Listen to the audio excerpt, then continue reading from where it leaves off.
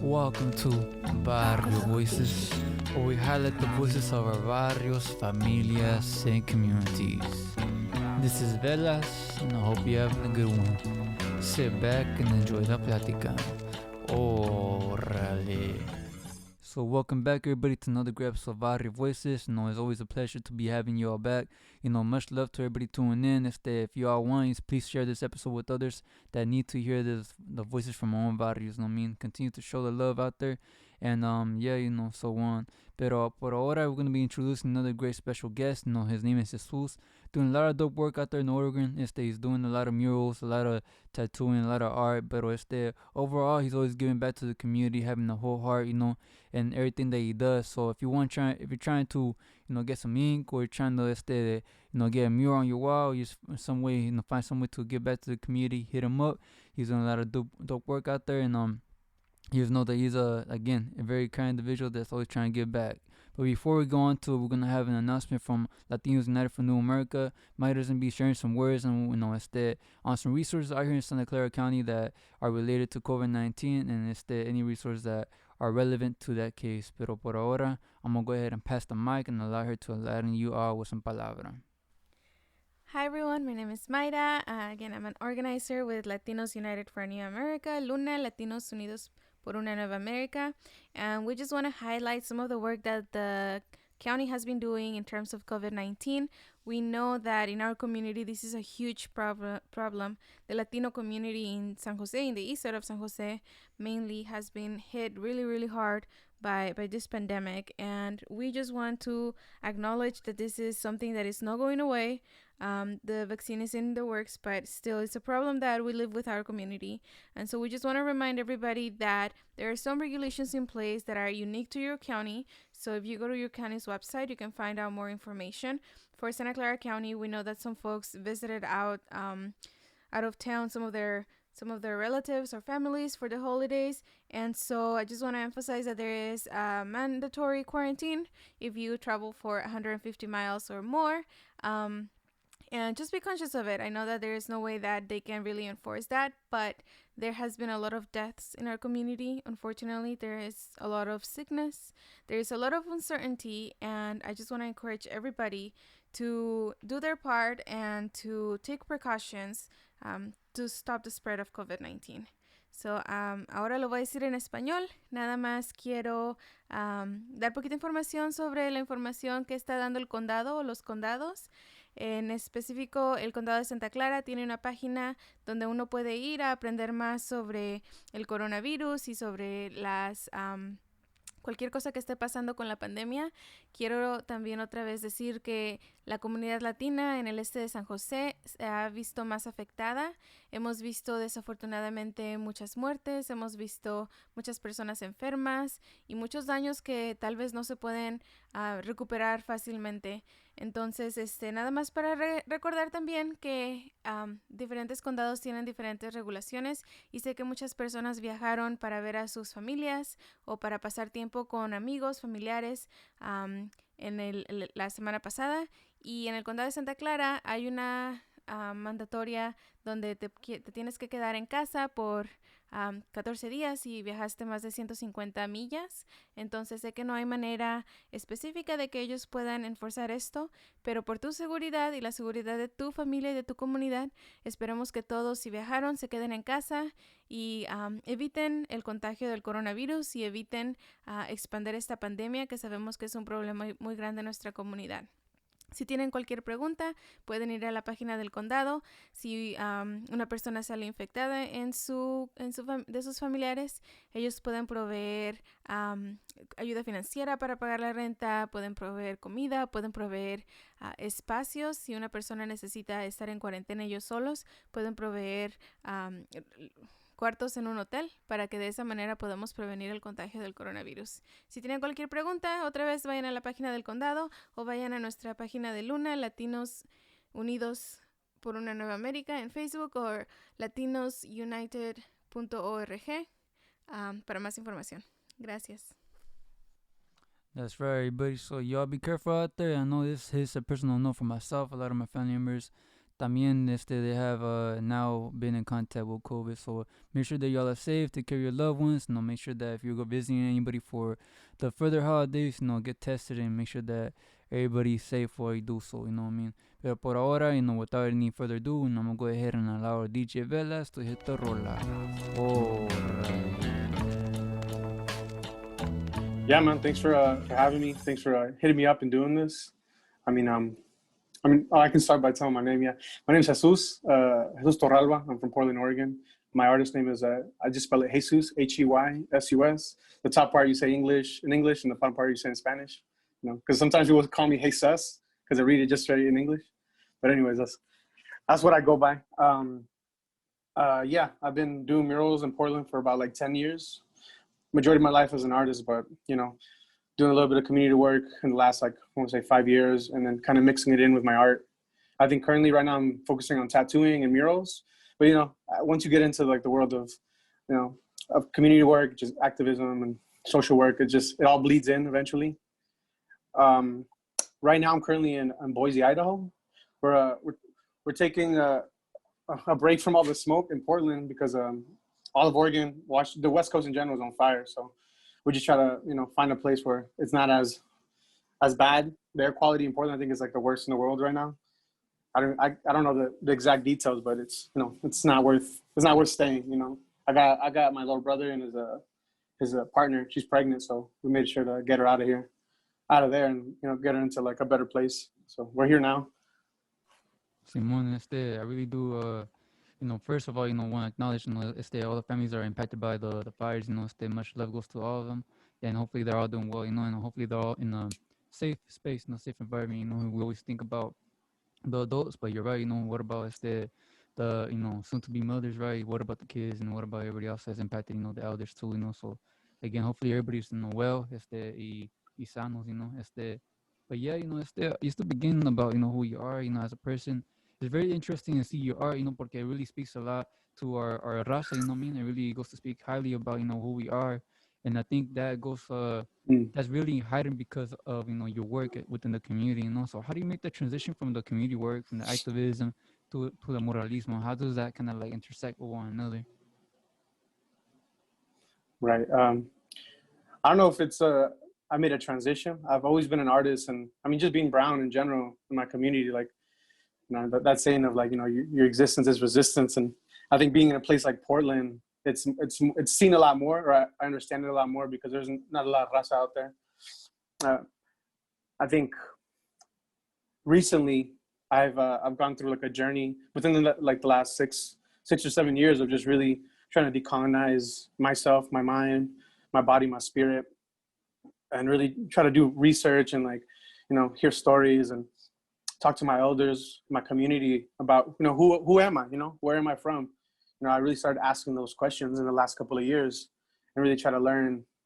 I think as an artist, it's really, as a person in general, I learn a lot more through art and like physically doing things. I can read and I can like listen, but it doesn't translate the same. I think as an artist, I need to do it. I need to go out there. I need to go to sweat. I need to go do that art, understand what these people were doing, like our ancestors, right? So I think through my art, you see a lot of like Mesoamerican inspired work, indigenous work. And I think that's my way of trying to understand what our people were talking about, what our people were designing. I'd rather create that work and have conversations with people and see how it taps in. I think within the last couple of years, like these last 3 years of me doing this type of work, every time I do a mural, every time I do a painting and there's people around, I'm having these like amazing in-depth conversations, with someone from El Salvador or Honduras and Oaxaca. My family's from Oaxaca, or my dad's from Oaxaca. And I was a big part of it too, of like trying to create work that reflects my identity, And yeah, like recently, like I was saying, like doing these murals in the city like Portland, it's almost a little wild because you would never see anything like that, At least recently, I'm probably like one of few people doing like indigenous work, or at least like Mesoamerican work in Portland. So it's very impactful, like instantly, because if you're in LA, you're in Arizona, you're like down there, like you see it everywhere, It's beautiful.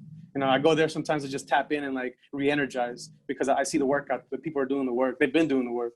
But places like Portland, it hasn't got to the point where it's visibly everywhere. I think a lot of people have been doing work like in the social like socially and like within the communities, farm workers. There's a lot of people doing that type of work, but within the mural work, there hasn't been. So I'm excited to be part of the beginning of that. Or at least the next step of that. Yeah, and it's dope. I think something that I like about myself, and you said it right before we start recording, and it's something that I really respect about you too is that you really are very community based. You're very much with the gente. You mentioned Mm-hmm. just prior to recording, prior to our conversation right now is that you even like right now during your time out there, you're trying to also do murals for the community out there. For las taquerias, Mm-hmm. for anybody that is in the community, right? For other raza that are doing some good things for our gente. So right off the bat, like, I really respect that of you, and I think, something about you that is, right away get to recognize is that no matter where you're at, it's no matter where you're at, you always find your community, your sense of community, sense of belonging. You find others that it's that you could be yourself with, And I know it's that in places like Portland, it's a little more hard to find, that it's the other people like us. But even like in my trip that I took up to Portland, I always, I mean, the same kind of concept that same kind of practice, right? Just trying to find other people that were like us, chop it up and just try to build, together, And so you as an artist, you as Jesus, how have you continue to practice that? Or where does that stem from? Like when did you begin to really value our community such in a way that you're willing to like do arte for them for free, or like do arte for them because you see that it would benefit their business or it benefit just the community, being more representation to like our own little barrios. Mm. Yeah, I guess I think a big part of my journey as an artist, as an individual, uh, as a brown person existing in this world, I think it started with my mentors early in life. Shout out to like my first art mentor, Rodolfo Serna, holding down the game even till today. He's a muralist, uh, brown indigenous man from Chicago. Yeah, he's the first person that like kind of got me into art. I think like mural wise, he's been doing work in Portland for the last like I want to say 30 years, and he's still doing the same work, in the schools, in the detention centers, in anywhere that the people are. I look up to him a lot because he's been consistent in the work that he does. It's not for him. It wasn't really about the paycheck. It wasn't about the fame or the glory or whatever comes with it. That weird stuff, but he's consistent. He's always in the same places, and that's where the people are. And that's how I met him. Even though at a young age I didn't really understand what he was doing, and I didn't fully gravitate towards it. But as I grew and I saw his consistency within the community of being an artist, being a mentor, being a positive influence, I was drawn more to it. Because I saw myself in him. An older brown man doing work with the community, and that's how I got into like Sweat Lodge. He invited me. I got into art because he invited me, and it was a consistent thing. Because in the beginning, I didn't even want to do it. That I didn't see myself doing that. I think as a first generation Mexicano, it was really hard for me to see myself as an artist because my parents, not because they didn't think it was like something that was I can do as a job, but it's just they wanted the best for me. They came here to give me a better life, and as an artist, I don't think they saw that. Those opportunities. Yeah, they didn't see those opportunities. But as time goes by, and I knew that's what I wanted to do. Thanks to those people in my life. So thanks to people that were in Portland, older mentors doing that type of work, it made it real for me. And I think it's a thing about we talk about within my circles, cascade mentorship. Those generations. And me being the age I'm 26, me being 26 and like very active in my community and tapped into my elders that are still doing this work. I'm that gap. I'm bridging the gap from the new generation into the elders to connect us all. And that's where that knowledge is. So I think as a young person, it's my responsibility to do that. Pass that torch, or at least have the opportunity so they can connect. Yeah, Yeah, yeah, and yeah, man. yeah. I'm just surprised that we haven't connected before, because I feel like you and I carry like the similar purposes. I feel like just recently también, not recently, but in the past couple of years too, I really have been embodying what velas means, right, to me, right. So I mean, if you don't know, I usually go by velas, right. And so for me, a vela is always bringing warmth and light into the space, until like the candles put out. And so just the fact that you're talking about what role do you have within the community, being the bridge, from the elders to the young generation, and all these different things that you're mentioning right now really I really resonate with it, and I feel like um, I feel like once you really go to grasp, what does it mean to be um, a person of color, right? Mexicano, raza, de sangre indígena, or, whatever it is that we identify with, we go to really, and then be sure about ourselves so well enough that we also are, well versed in passing down the palabra también, to the younger heads, And so right now, like in my mind, I'm just Mhm. thinking about like when you're talking about your purpose, for you as Jesus, right? All the different things in your body as Jesus. What do you think your purpose is, or what do you think? I know it's a big question, right? What is your purpose, but like, just as a Yeah. in terms of cultura, in terms of our place in this world, like I feel like you have already done the groundwork enough that you kind of are familiar with, what your purpose is. Right. Yeah, I think that is a big question, and a lot of people are kind of scared to answer that. Don't even know how to answer. I think a big part of our journey in life is to figure that out. I think I was lucky enough to have the right people in my life at an early age to even ask me that question. 'Cause that's the first part. If you don't ask the question, then you can't start to figure that out. And that's step one. There's people that have never been asked, what do you think your purpose is, or what is your meaning, and what do you want to do, and that's pivotal, man. Like, just asking the question.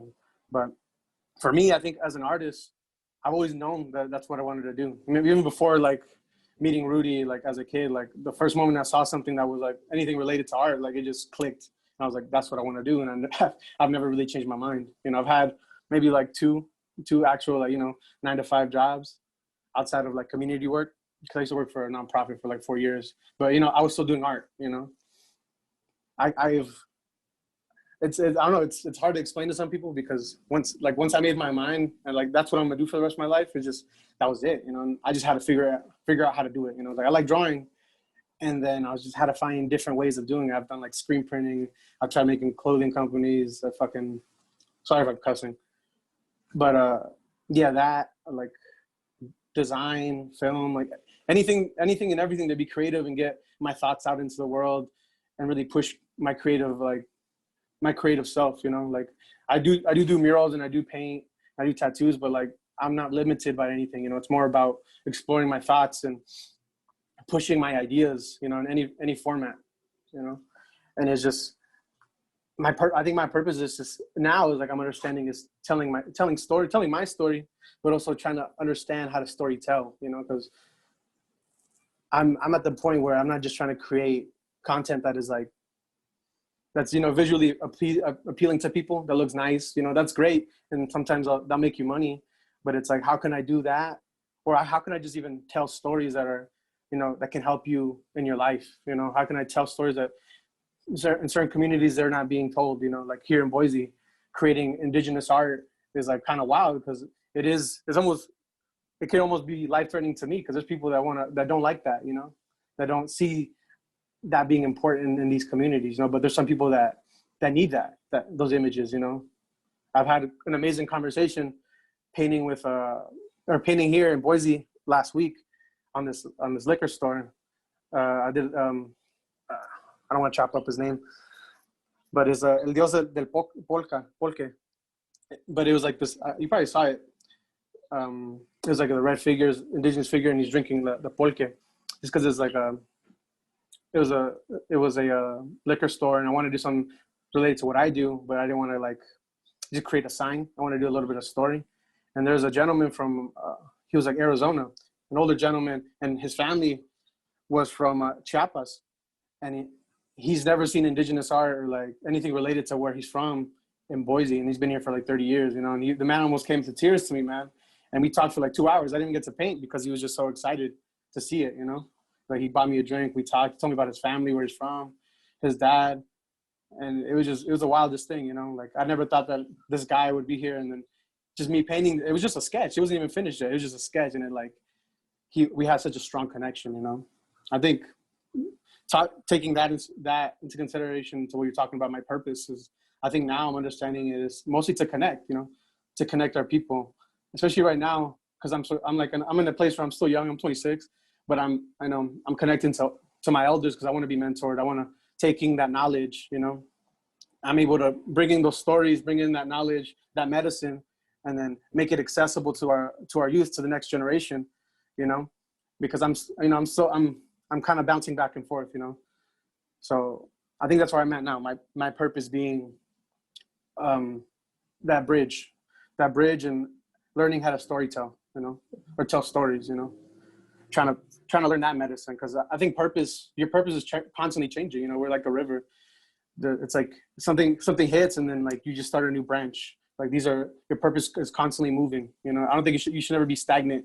And this is my mission. You know, I think the red road is moving. You know, so you know you have to have more flow. You know, don't be too stuck in this is what I'm going to do and that's it. You know, we become stubborn sometimes, and we start creating a ceiling, or like we have like a dead end. And what are you going to do after that? You know, if that doesn't work, what's the next step?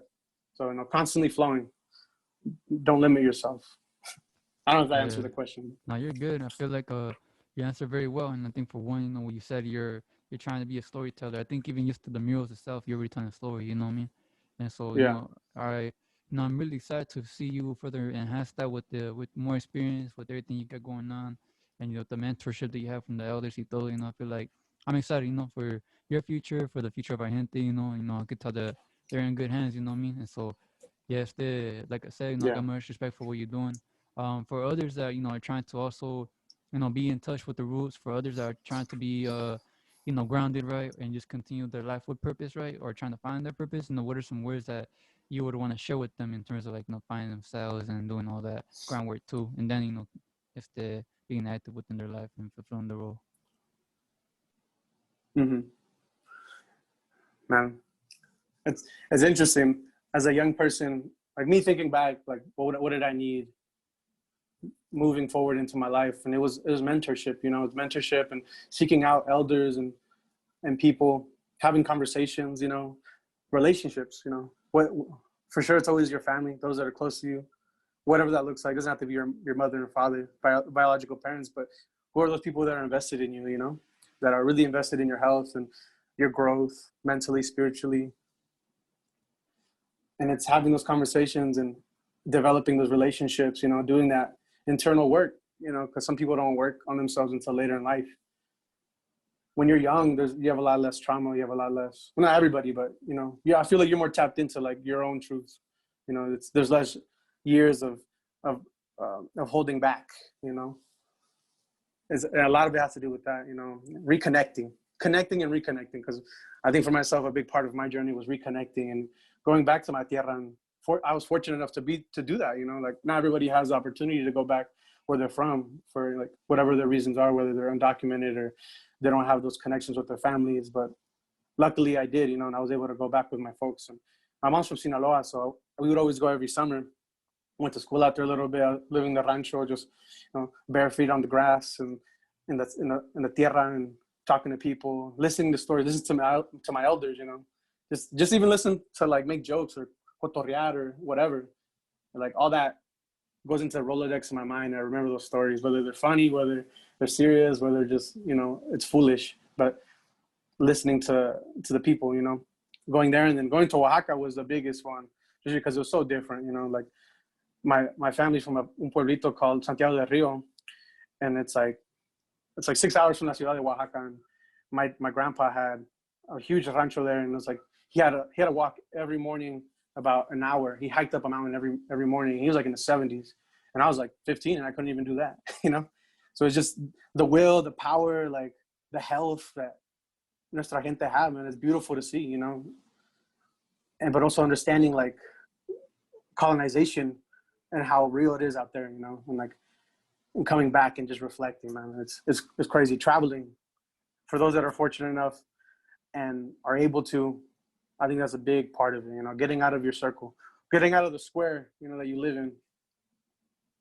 They're getting out of that square that you live in, man. I think that's a big thing I tell my youth when I was working with a Latino network, was like getting my purpose was to get them out the block, you know, because a lot of those kids, they want to stay in the block. They're comfortable in the block. That's their comfort zone. But once you get someone at their comfort zone, they feel vulnerable, you know. But then as a mentor, I was responsible for their safety, you know, for their spiritual safety, for their mental health, and physical, man. Like I'd take kids out of I take them to freaking to like I think it was like a Comic-Con, and it just like blew their mind, bro. Like it just do. I know it's not related to that, but it's just something that's just different. You know, anything that's different, you can find yourself. You can see yourself in a different realm and kind of look back and know that your problems aren't as big, or that you have your ideas, even though they're different, they're okay. You know, and it helps you grow. So yeah, just experiences, man. Experiences. I've met kids. I've had kids that I've worked with that lived in Oregon, but they've never been to the coast, and they're like, I say they're kids, but they're like 23, you know. But that's the thing, like their mentality is they were never really brought out of this box, you know. But taking them to the coast and the first time being in the water like changed their life. Some kids have never been to the movies, you know, because of poverty, because their parents are constantly working. They're just trying to keep the roof over their head. And being able to do that, being able to be someone from the community and like you say, nuestra gente can trust me, you know, because I look like them, but I also have good intentions, you know, like having open communication. It's beautiful, man. Like talking about it just makes me miss it, you know. But also, I'm kind of like I'm drained, as emotionally drained, spiritually drained from like all the trauma that I'm holding from all those people, you know. So I think it's good to be able to step back and take care of myself, you know. But yeah, going back to what you said, the original question of like purpose, I think it's experiences, man. I can't tell you what your purpose is. Like it's your journey to figure that out, you know. But I can give you examples of what mine is. You know, you can take examples from other people, like yourself too. You know, I know people are looking at us. You know, we're on the internet. We're constantly showing the things that we do, and we're mentors whether we like it or not. We're examples whether we like it or not. You know, and I understand that. You know, and I try to lead by example as much as I can. You know, because no one's perfect. No, yeah, I agree. For one, my own advice too would be like, never put anybody in the pedestal. You know, nobody's perfect. You know, everybody has room for improvement. And for us as individuals, you know, always striving for that perfection, even though if it's not possible. You know, always trying to be a better person. You know, the next day. You know, but yeah, that's all I had for us. You know, to discuss. I don't know if you had any last words, but no, yeah, I don't know if you had any last words if you want to share. Yeah. I guess my last words mostly just, yeah, thank you for hitting me up. It was nice to, have a little bit of a conversation about, my art, listening to each other talk about, our own journeys and speaking about journeys. I think about this a lot on my own, in my head, but it's nice to have like a little bit of dialogue, because hopefully this helps somebody, or like, it's nice to listen to during this time that's really hard, but also, it helps me understand myself a little bit better. Having this relationship with you at the moment, having these conversations is great. But yeah, man, thank you. And I think one thing too, like, and to anybody out there that, ever wants to have a conversation, you don't have to just listen in or wait for me to have an interview. Like, you can tap in, send me a DM. Like, I'm always down to talk. Like, I'm not, like you said, don't put anybody on a pedestal. Like, I'm just like you, I'm struggling just like everybody else. Like, I'm working hard just like anybody else. I'm not that hard to get in contact with. I'm not ignoring anybody. I might just be busy. Yeah. Sounds good. I appreciate your time. I know you're busy, man. So, muchas gracias for your time, for your palabra. I'm going to go ahead and end the episode. Gracias. Thank you. And there y'all have me, gente. Another grab episode from my corazon onto yours. Now, talking about corazon, make sure that y'all have your heart in the right place when you're doing your shopping this holidays. Make sure that y'all shop local, support local businesses, support the paleteros, and I don't know if you want to get someone some churros or something like that. Make sure you support the local people that are vending and crafting things to sell during the holidays. You know what I mean? But besides all that, I want to say muchas gracias. Appreciate y'all for being in tune to Barrio Voices, where we highlight the voices of our barrios, familias, and communities. This is Velas, and to you all, cuídense. Oh.